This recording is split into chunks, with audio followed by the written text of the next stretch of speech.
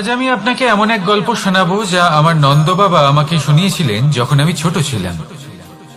কাহিনী একজন সাধু আর একজন বিছের।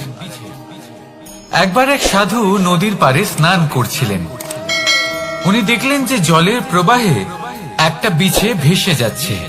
তার প্রাণ বাঁচানোর জন্য উনি তাকে তুলে নদীর পাড়ে রাখার চেষ্টা করলেন, কিন্তু যেই সেই বিছেকে উনি হাতে তুললেন, সেই বিছে ওনাকে কামড়ে দিল।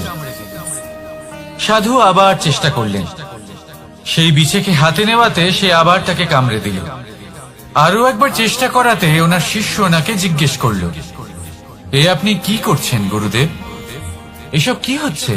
আপনি তারই প্রাণ বাঁচানোর চেষ্টা করছেন যে আপনাকে কামড়ে দিচ্ছে। গুরুদেব উত্তর দিলেন, যে ও বিছে হয়েই নিজের কর্ম করছে, নিজের প্রবৃত্তি, নিজের ব্যবহার বদলাচ্ছে না, তাহলে আমি সাধু হয়ে তা কেন বদলাবো? এর তাৎপর্য হলো সরল, যে সংসারে কিছু মানুষ আছেন যারা হয়তো খারাপ, দুষ্ট প্রকৃতির, আর হয়তো তারা কখনোই বদলাবেন না, কখনোই কোনো পরিবর্তন আসবে না। কিন্তু তার মানে এই নয় যে আমরা আমাদের কর্ম করা ছেড়ে দিই, আমরা আমাদের প্রচেষ্টা ছেড়ে দেব। আগে না, আমাদের তো করতেই হবে, কারণ ইতিহাস সাক্ষী আছে যে এই চেষ্টা এই সংসারের ধারাকেও বদলে দিতে পারে।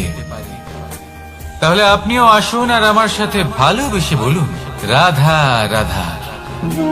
মানুষ জীবনে সবসময় শিখরে পৌঁছতে চায়, অনেক উঁচুতে উঠতে চায়, আর তার জন্য তারা কি না করে, পরিকল্পনা করে, ষড়যন্ত্র করে, প্রার্থনা করতে থাকে, আবার কারোর কাছে সাহায্যও চায়। কিন্তু এত কিছু করা সত্ত্বেও অনেক সময় মানুষ শিখরে পৌঁছতে পারে না। যদি পৌঁছেও যায় তাও খুব তাড়াতাড়ি নিচে নেমে আসে। এর কারণ কি? একটা উদাহরণ দিয়ে বোঝানো যাক। এই হলো ময়ূর পেখম, আর এই হলো পাথর। যদি এই পেখমকে হাওয়ায় ছুঁড়ে দিই তবে ও উড়তে থাকে, কিন্তু এই পাথর অতি শীঘ্রই মাটিতে নেমে আসে। এর কারণ কি? ভার। এই পাথর হলো ভারী, আর এই শিক্ষাই আমাদের গ্রহণ করতে হবে।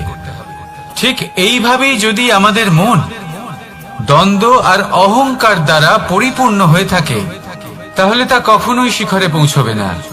পৌঁছে গেলেও খুব শীঘ্রই মাটিতে নেমে আসবে। তাই এই মনকে হালকা করতে শিখুন, অহংকারকে, এই হিংসাকে ত্যাগ করুন।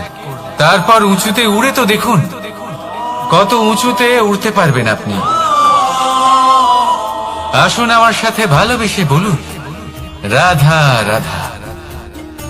মানুষ এক অত্যন্ত বিচিত্র প্রাণী।